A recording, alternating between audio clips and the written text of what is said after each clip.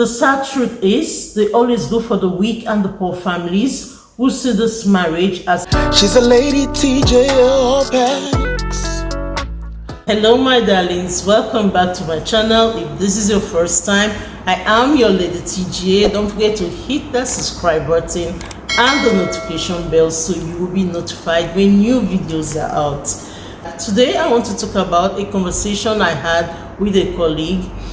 I met up with a colleague and she was really sad and bitter about what she experienced. Let's just get right into it. She told me that last Christmas she had gone to the village. She said she noticed this poor family of a boy, a girl and their mom, and that their dad was late, and that the girl was about 14 years. She used to run errands for her. So last Christmas when she saw the girl, very well behaved, but their condition was not so good, that she gave them some money and promised that she was going to come this January, to pick up the girl to stay with her in the city. She said a lot of things happened to her. That's my colleague. And so she couldn't make it to the village in January, only for she to go last weekend and the girl was not there. She said when she went to the girl's house to locate her, everything was new and different, and that in place of the old dilapidated building was now a new bungalow. She said she was still wondering if the family was still living there, and she was about knocking when the lady came out. The lady came out and was really excited to see her, and they got talking, and she asked of the little girl and of course her brother. She said the house was really looking good and she was happy for the widow until the widow started talking. The widow said her son was now employed in the city as a security guard to someone, and that her daughter got married. When the widow said her daughter got married, my colleague was surprised and she asked her to whom, that the girl was just 14 years old. So the widow said that she waited for my colleague to come get her daughter as promised to the city, and that when she didn't see my colleague, that she was under a lot of pressure and the girl got married. So my colleague reminded the widow that the girl was just 14 years old and that she, my colleague, had some problems. She ran into some problems and couldn't make it early enough. Then my colleague told the widow that she was there now to take Amara to the city to put her through school, and also to give the widow some money to take care of the son. The widow insisted that Amara was already married and that she was not too young to get married at 14, as she herself, the mother, the widow, got married when she was still young, and that children grew very fast these days. My colleague said since the widow insisted, there was nothing she could do. She only now asked her about who she got married to, if it was somebody from the village. She said the woman's response shocked her. Now my colleague told me that there was this family in the village that were very, very, very rich. They don't stay in the village, they only come during festive periods and go back. But that they have a son that is in his 50s and has serious mental issues, and that the whole village know about it. And that Amara's mom told her that that was the person Amara got married to. She said she cried. That not only was the guy in, my colleague said she cried, that not only was the guy in his 50s getting married to somebody who is just 14 years old, but that he has serious mental issues. And so she told Amara's mom that if the age difference was not a concern to her, but she knew of the guy's condition, why did she allow the marriage? She said my colleague could see that they got her a new house, they rebuilt their house. They carried her only son to the city to get him a job as a security guard. She said not only did they take the son to the city to give him a job, that they also set up a shop for her, and they were also sending her monthly upkeep money, that in fact they changed her life, and that the only thing they asked for was her daughter's hand in marriage, and they assured her she will be well taken care of. So my colleague asked her that what about the girl's education? She said, well, when she was in the village, she wasn't even going to school, so that she saw nothing wrong with what she did. So she asked her that if she, the mother, got married to somebody that was deranged, that had mental problem, that why would she subject her daughter to that? She said she didn't force the daughter and that she discussed with her and told her everything, and the daughter agreed. So basically, she didn't even guide the daughter. She allowed the daughter to accept the offer. So my colleague came back to the city very sad and now told me the story. And she said it is a common thing in their village where she comes from. She said that is a practice in their village, and that sometimes when a man dies, that a wife will be married for him, for the dead man, to carry on the family name.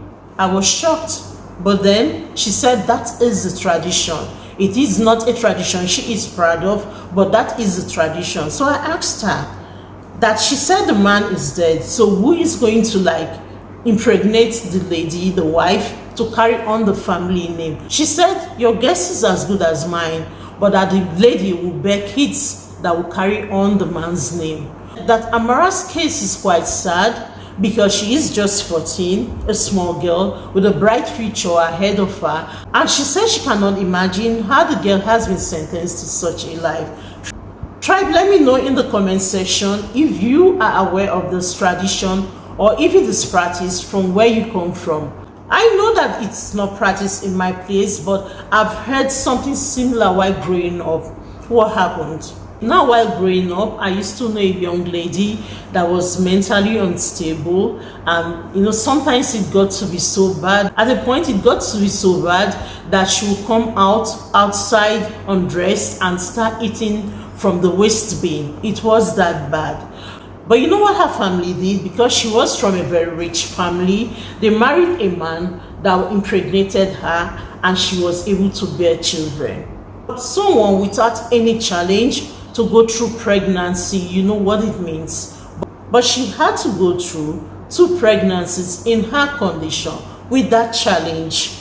I know how much some families love children, but I cannot for the life of me imagine putting that young lady in that position. You need to see this lady then to understand what I'm trying to say here. What she needed was rehabilitation to be okay. I know they must have tried because they were very rich, really rich, filthy rich, but not to put her in that condition, for somebody to impregnate her and for she to give birth to 2 children. I can't even imagine the pain she must have gone through just to satisfy the parents. And you know what happened to the guy? He now had money. He was barely at home. He started driving different cars and using it to just live life very large with women. The husband they married for her was absent. He was all over town chasing the good life. My colleague was sad, and understandably so, and she tried to blame herself for not being able to make the journey in January. And I told her that even if she had made the journey in January and they wanted to marry her, but what if they had said she should return their daughter to them because she was only trying to help? There was no way she would have been able to stop them. But she said it is their tradition, though a tradition that is fizzling away with time because people are beginning to frown at it, people are beginning to speak against it. But the fact is that Amara got married to someone who is not mentally stable. My colleague said she knows this guy, and that too for saliva will coming down from the sides of his mouth, and that she cannot imagine Amara coping in such a situation. I asked her if respected people in the community cannot come up to put a stop to this practice. She said it is fizzling out, but it will be hard for it to die completely. And she shocked me. She said there are some women who are older, far older, advanced in age, and that they seek to marry men like that because of the financial benefits to it.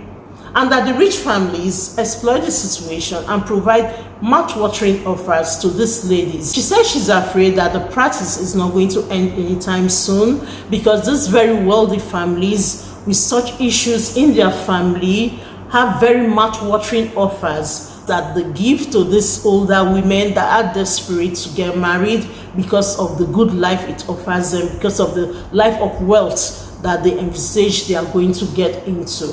And that I will be surprised to find out that there are advanced ladies that seek to get married to these families just because of what the family have to offer them. Because most of these ladies have come to see these marriages as a way out of poverty.